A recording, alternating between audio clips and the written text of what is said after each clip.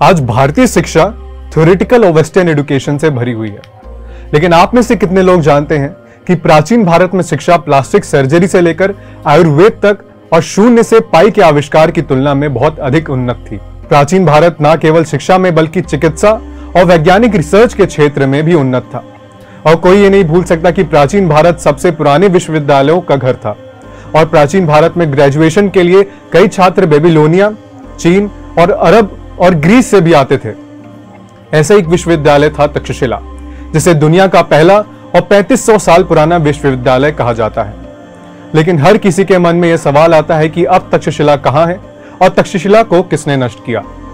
अगले कुछ मिनट के लिए मैं आपको तक्षशिला के इतिहास तथ्य बताने जा रहा हूं, जिसे आक्रमणकारियों ने खत्म कर दिया था। बने रहें और देखें पूरा वीडियो। आइए अपनी वीडियो की शुरुआत गांधार के केंद्र से करते हैं, जहां प्राचीन काल में तक्षशिला स्थित थी। यह वैदिक, हिंदू और बौद्धिक शिक्षा का केंद्र था, जहां छात्र दुनिया के विभिन्न हिस्सों से पढ़ने और अपने देश लौट जाते थे। विश्वविद्यालय अच्छी तरह से प्रयोगशालाओं, वैद्यशालाओं, पुस्तकालय और रिसर्च सेंटर के साथ बनाया गया था और बैठने के लिए पत्थर के बेंच के साथ 300 लेक्चर हॉल्स को नहीं भूलना चाहिए। तक्षशिला की एंट्रेंस एग्जाम इतनी कठिन थी कि प्रत्येक 10 में से केवल 3 छात्र ही एंट्रेंस एग्जाम पास करते थे और छात्र 16 साल की उम्र में ही तक्षशिला प्रवेश करते थे और वे अपने इच्छुक विषयों को चुनने के लिए स्वतंत्र थे। और यह भी कहा जाता है कि जो छात्र वास्तव में रुचि रखते हैं शिक्षा में, एंट्रेंस एग्जाम में फेल होने के बाद भी पढ़ते थे। और सबसे आश्चर्यजनक बात यह थी कि उन दिनों दुनिया भर से 10,000 से अधिक छात्र के साथ शिक्षा पूरी तरह से फ्री था। तक्षशिला ने विभिन्न क्षेत्रों में 64 से अधिक विभिन्न कोर्सेज की पेशकश की, जैसे कि विज्ञान, गणित, चिकित्सा, राजनीति, युद्ध, खगोल विज्ञान, संगीत दर्शन और ऐसे कई कोर्सेज जो सभ्यता के विकास के लिए उपयोगी हैं।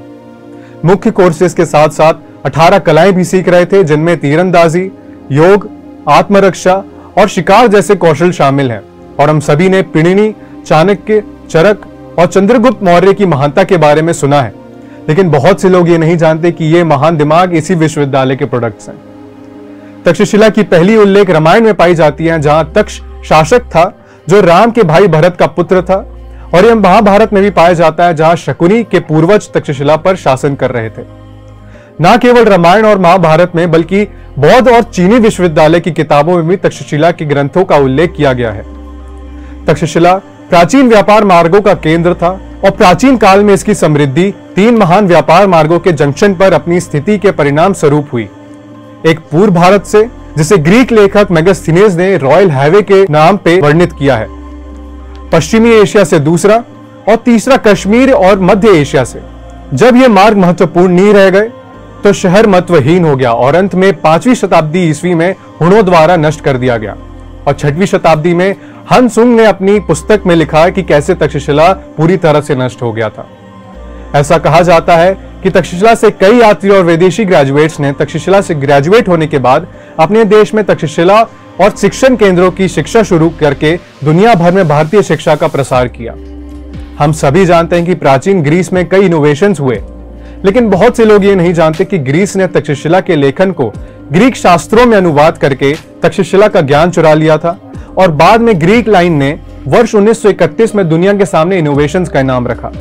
इवैक्यूएशन शुरू हुई और सभी सबूतों के साथ यह साबित हो गया कि तक्षशिला सबसे पुराना हिंदू और बौद्धिक विश्वविद्यालय था और यह वर्ष 1980 में तक्षशिला को वर्ल्ड हेरिटेज साइट में शामिल कर दिया गया। लेकिन सबसे दुखद बात यह है कि आज तक्षशिला पाकिस्तान में स्थित है और इसे तक्षशिला कहा जाता है। तो ये थी तक्षशिला पे एक छोटी सी पेशकश। ऐसी ही वीडियोस को देखने के लिए हमारे चैनल को सब्सक्राइब जरूर करें। मैं शुभम पांडे और आप देख रहे हैं युग अभियान टाइम्स।